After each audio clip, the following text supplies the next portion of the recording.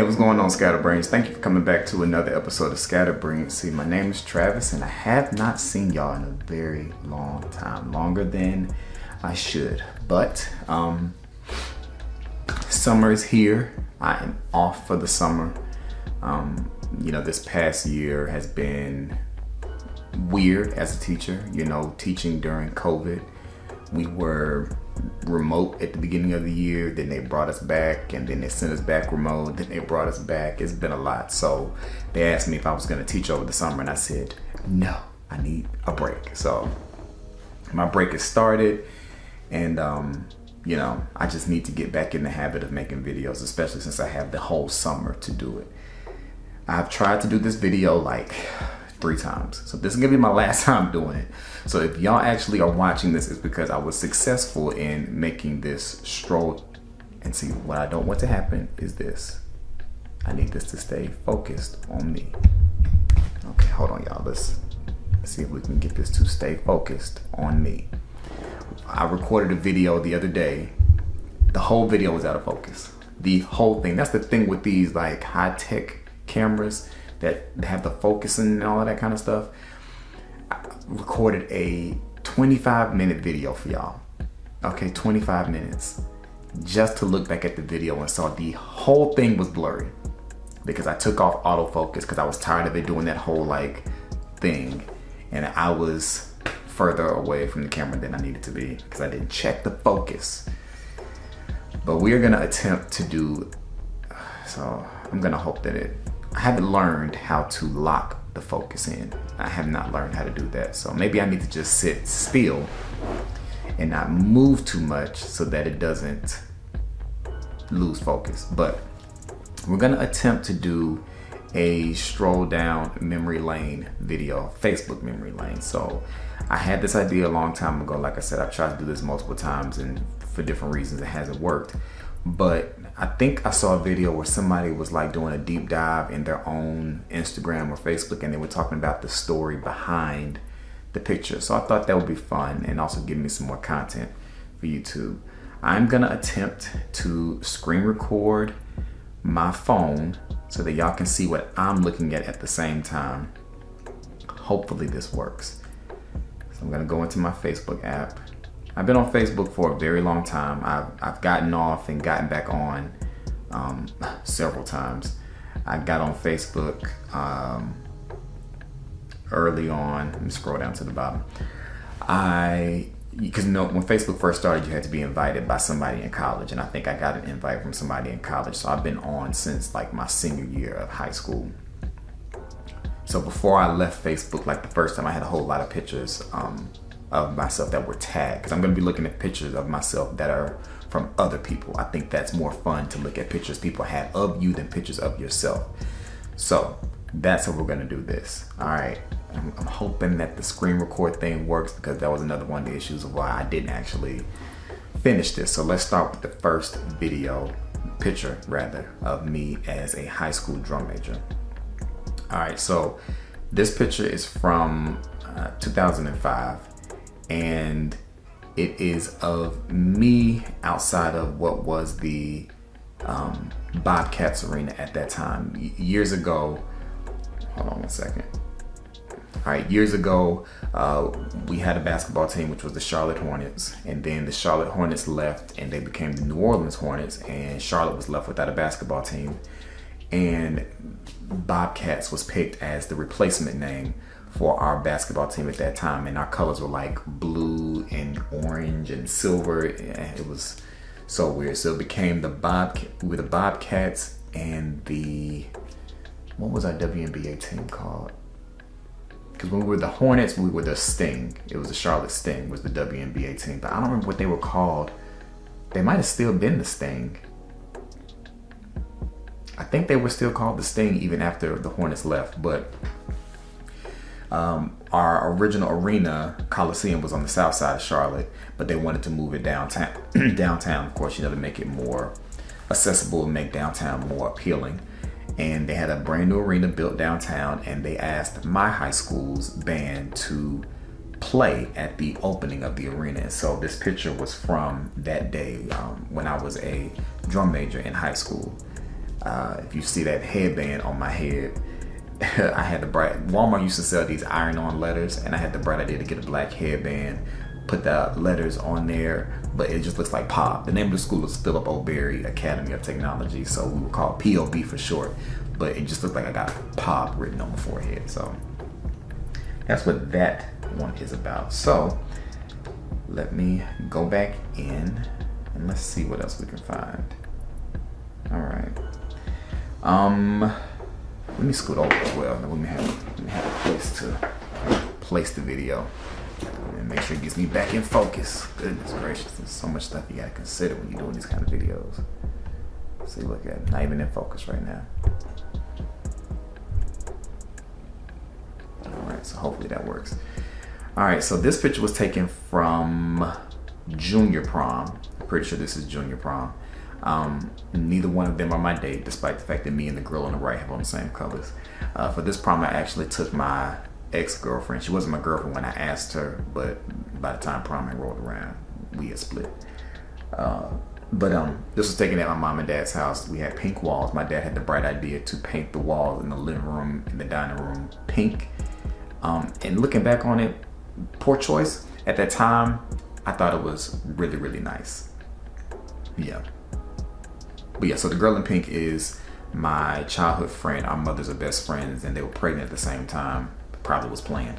But her name is Jalisa, and then she took Brittany, which is the other girl, I think, as her date. But yeah, this is junior prom. I've been to prom, I believe, all 4 years of high school because our high school was new. And when I went to high school, there was only 2 grades. It was only 9th grade and 10th grade. And so, we moved up and then grades were added. But in order to not let the older kids feel like they were losing out, that might have been my sophomore year then. I don't know. I felt like I went to a dance every year. Moving on. A lot of these are high school pictures. That's senior prom right here. I had a thing about long tuxedo jackets. I don't know why, but I always like to be different.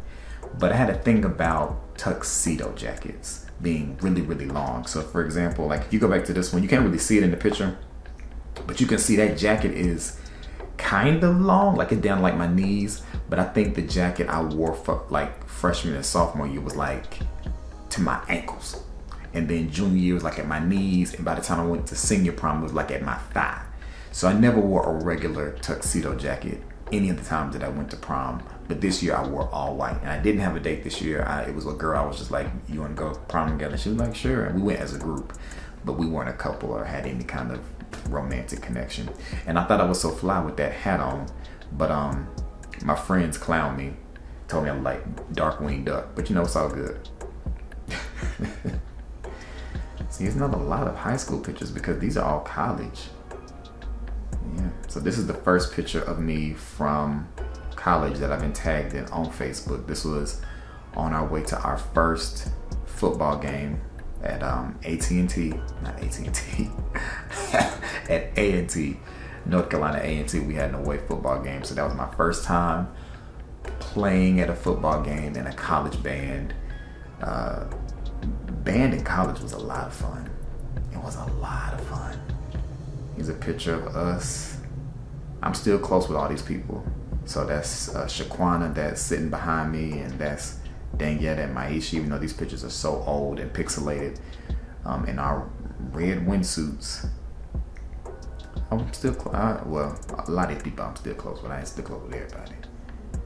But yeah, we used to always stop at Golden Corral. Terrible want to think about it now, but like after the games, they gotta feed us, and they would usually take us to Golden Corral, and we'll be in there pigging out. And you can always count on me having hot. So look at my phone. Y'all see that? I had a flip phone, obviously, but look at how big and bulky it is. And of course, I had my Texas Pete. Texas Pete was created in Winston-Salem, North Carolina, so that's what my college was, which I didn't really make that connection at that time. All right, let's see. These are all college pictures. We used to have a lot of fun in college. A lot of fun. Man. I had a habit of doing this pose in pictures. I don't know why, but you'll see. Where's the first one at? Okay, for this one. Like, I don't know why. I would stand in people's pictures and I would pose like this. I don't know why I would do that. Another one. I don't know what. That was my thing. Just standing. The fact that all these pictures are blurry though, that says a lot. Wow. All right, so let's see what some other pictures I can pull out to talk about. I used to love wearing a chain with a cross on it. You see that when I had hair? And my waves were like kind of popping. Not all the way, but kind of popping. I look like I'm praying right here. No facial hair and all that hair on the top of my head. In this picture I look like I'm drunk. But I wasn't. I didn't do that kind of stuff. Man. Oh, this picture was actually from that same day I told y'all about first, where the arena was opening. This picture's from that day, actually.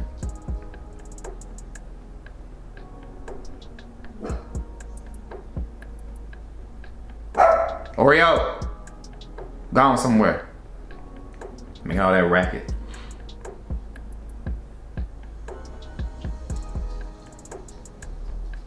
Alright, let's see. Oh, okay, so what year was this? This would have been spring semester of freshman year. Y'all forgive me, I keep rubbing my nose. I just cleaned my face and my nose is itching. I did not have a girlfriend at that time. I had a girlfriend when I went off to college, which you probably are not supposed to do. But that's a story time for a different time. But by the time spring semester came around, I ain't had a girlfriend no more. So me and my guy friends that I kind of was cool with and would hang out with, we decided we were going to get Valentines for all of the girl friends that we all would hang out with, because majority of them did not have boyfriends either. It's just a whole bunch of single people. And so I think I ended up paying for most of it. But those were like the gifts we got, and then we like surprised them and gave them these gifts for Valentine's Day. And as you can see, they were all really shocked and surprised. There's so many things I wish you could say when you tell them these stories, but for the sake of keeping the innocent, you don't. There's a picture of all of us with all the gifts. So that's my boys at the top. That's Destin in the red, Dran beside him, Ant, and then all the ladies that we were kind of cool with at the time. Oh man. All right, so okay, another story before I go to something else. When I got to college, I wasn't really well versed on fraternities, sororities, all that kind of stuff. So me and my group of friends, we decided to create our own little organization, if you will. And we were called the Eights. So EIGHTS. It stood for Everything in God's Hands Triumphs. How we came up with that, why we came up with it, I don't know. But we had line names and everything. So my line name was Tell It Straight, because everybody's line name had the number 8 in it. I was known as a person who was brutally and sometimes rudely honest, and if you wanted the truth, you would come to me and ask me, and so that's how I got the name Tell It Straight. And so anytime we would take pictures like this one, we would hold up an 8, like throwing up gang signs. That's what it was.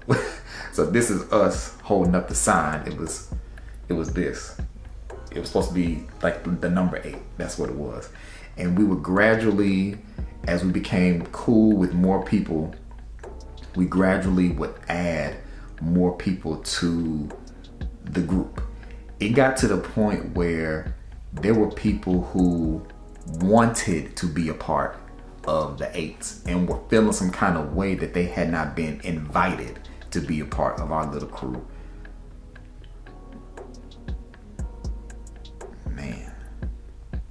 Okay, so this picture right here, outside of the fact that I just look so cool and everything, this picture was taken from the night that I went to the club for the first time in my entire black life.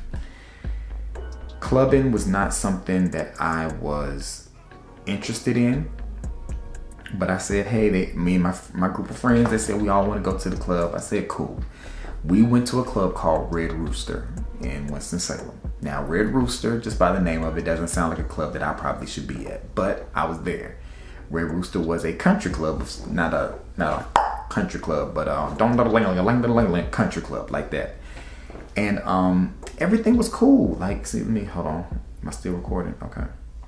Everything was cool. So you see, and you knew it was underage because we had the X on our hands. So that's how they knew not to give you a drink, is if you were underage, you had that good old X on your hand. But you can see through the video pictures, we was having a good time. Look at me raising my hands in worship in the club. That's what you got to do. You got to praise his name when you're in the club dancing and stuff. And so we had a great time in the club. Great time in the club. Look at her. Look at Danielle's face. That was up until people started fighting. And y'all know how it is when we get to fighting in the club. Bar stools were getting thrown. People were making a mad dash for the door. We get out into the parking lot, and what do you hear? You know it. Pow, pow, pow. And we were like, oh my gosh. And we ran to my car, jumped in my car, sped off. At that time, and I don't think clubs still do this, but at that time they took our IDs when we came in. I don't know the rationale behind it, but they took our IDs and they were going to give it back to you after, the night was over. And I realized, oh my gosh, I left my driver's license, because for most colleges, freshmen don't drive. But I had heard through the grapevine that if you write a letter or get your employer to write a letter that you need your vehicle on campus, your school will approve you to have your vehicle. So my uncle has a blinds business that he was really into at that time. So my mom suggested that I get him to write me a letter saying I'm one of his employees. I need my car to get back and forth from Winston to Charlotte on the weekends. He wrote the letter, turned the letter into my school. They approved me to have my car. So I was one of very few freshmen to actually have a car on campus. So obviously when you're the one that has the car, you're the one that's doing all the driving. So we speed off and I'm like, oh my gosh, I left my driver's license. I need that. I whip my car around the middle of the street to go back. The police, a good 30 police cars are already at the club, and the police officer stops me before we can get close. He was like, do you want to be arrested? If not, you might as well go ahead and leave. You're not getting your ID tonight. And I was like, don't need the ID that bad. And we left and went back to campus. Well,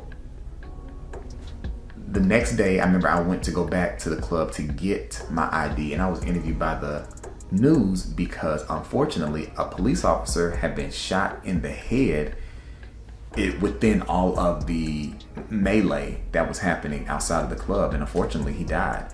So for me, that really messed up my whole thought process on going to the club. With that being my first time seeing all these fights, gunshots, to find out that a police officer was killed, that really had me feeling like, oh, I'm not going back to the club. There's nothing for me there but danger and mischief. That's not for me. And it took me a minute before I went back, but that night at Red Rooster will forever be memorable, probably for all the wrong reasons. This is my next time going to the club. And let's just take a moment and look at what I chose to wear. I had on a button-down shirt with a sweater on top and a necktie, with the necktie outside of the sweater.